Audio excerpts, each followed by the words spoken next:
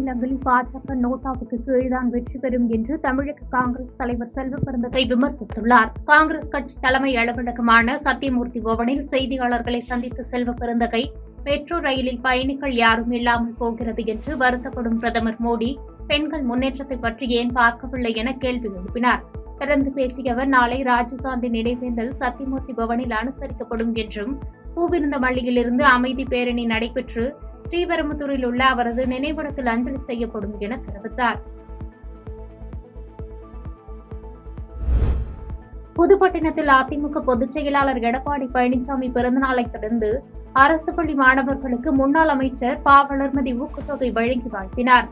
செங்கல்பட்டு மாவட்டம் கல்பாக்கம் அடுத்த புதுப்பட்டினத்தில் அதிமுக கிழக்கு மாவட்ட சிறுபான்மை பிரிவு செயலாளர் அப்பாஸ் அலி ஏற்பாட்டில் அதிமுக பொதுச் செயலாளரும் சட்டமன்ற எதிர்க்கட்சித் தலைவருமான எடப்பாடி பழனிசாமியின் பிறந்த நாளை ஒட்டி அரசு பள்ளியில் முதலிடம் பிடித்த மாணவர்களுக்கு ஊக்கத்தொகை வழங்கும் நிகழ்ச்சி மாவட்ட செயலாளர் எஸ். ஆறுமுகம் தலைமையில் நடைபெற்றது.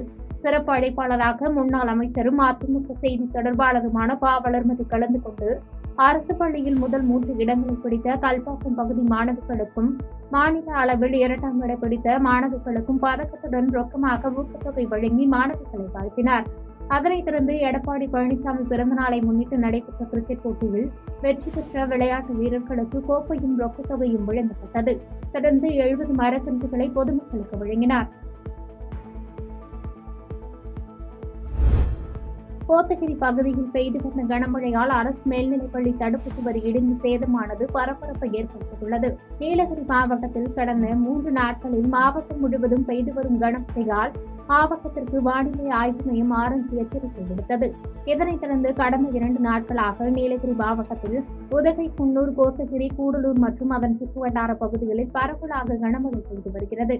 இந்நிலையில் கோத்தகிரி பகுதியில் பெய்து வரும் கனமழையால் இன்று அரசு மேல்நிலைப் பள்ளியின் தடுப்பு சுவர் இடிந்து சாலையில் விழுந்தது. அதிர்ஷ்டவசமாக அச்சமயத்தில் சாலையில் யாரும் செல்லாததால் உயிர் சேதம் எதுவும் ஏற்படவில்லை. அரசு மேல்நிலைப் பள்ளி தடுப்பு சுவர் சமீபத்தில் ரூபாய் 75 லட்சம் மதிப்பில் கட்டப்பட்டது என்பதும், தடுப்பு சுவரின் நடுவில் கொட்டப்பட்டிருக்கும் மண் மீது சாலையில் வந்த மழைநீர் புகுந்து தடுப்பு சுவர் இடிந்ததும் குறிப்பிடத்தக்கது. மந்தி குரங்குகளால் தொடர்ந்து தாக்கப்படும் சிவந்திபுரம் கிராம மக்கள் வனத்துறை உரிய நடவடிக்கை எடுக்க கோரிக்கை. நெல்லை மாவட்டம் அம்பாசமுத்திரம் அருகே சிவந்திபுரம் கிராமம் நாராயணசுவாமி கோவில் தெருவில் வசிப்பவர் கோபாலகிருஷ்ணன்.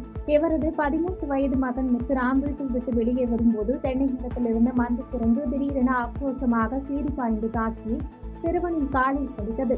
சிறுவன் கூச்சலிடவே அங்கிருந்த மந்தி குரங்கு வேறு பகுதிக்கு ஓடி சென்றது. காயமடைந்த சிறுவனை அக்கம் பக்கத்தினர் மீட்ட அகஸ்தியர்பட்டி ஆரம்ப சுகாதார நிலையத்தில் முதல் சிகிச்சைக்காக அனுமதித்தனர். பின்னர் சிறுவன் முத்துராம் மேல் சிகிச்சைக்காக அம்பாசமுத்திரம் அரசு மருத்துவமனையில் அனுமதிக்கப்பட்டு மருத்துவமனையில் சிகிச்சை பெற்று வருகிறார்.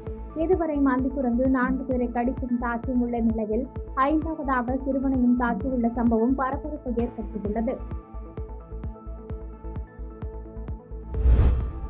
கஞ்சா வைத்திருந்ததாக தேனியில் வைத்து கைது செய்யப்பட்ட வழக்கில் சவுக்கு சங்கருக்கு காவல்துறை விசாரணைக்கு அனுமதி கோரி போலீசாரும் இந்த வழக்கில் ஜாமீன் கோரி சவுக்கு சங்கரும் மனு தாக்கல் செய்திருந்த நிலையில் மதுரை மாவட்ட போதைப்பொருள் தடுப்பு சிறப்பு நீதிமன்றத்தில் நீதிபதி செங்கமல செல்வன் முன்பு சவுக்கு சங்கர் இன்று ஆஜர்படுத்தப்பட்டார். பெண் காவலர்கள் பாதுகாப்புடன் கோவை சிறையிலிருந்து சவுக்கு சங்கர் மதுரை நீதிமன்றத்திற்கு அழைத்து வரப்பட்டு ஆஜர்படுத்தப்பட்டார். போலீஸ் கஸ்டடி கோருவதால் மருத்துவ பரிசோதனை செய்து சான்றிதழ் பெற்று வர நீதிபதி செங்கமல செல்வன் உத்தரவிட்டதை தொடர்ந்து சவுக்கு சங்கரை மதுரை அரசு ராஜாஜி மருத்துவமனைக்கு பாதுகாப்பாக போலீசார் அழைத்து சென்றனர்.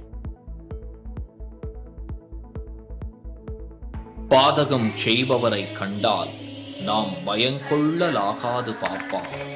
மோதி மிதித்து விடு பாப்பா, அவர் முகத்தில் உமிழ்ந்து விடு பாப்பா. அண்மை செய்திகளை உடனுக்குடன் தெரிந்து கொள்ள இணைந்திருங்கள் இயம்நாடு.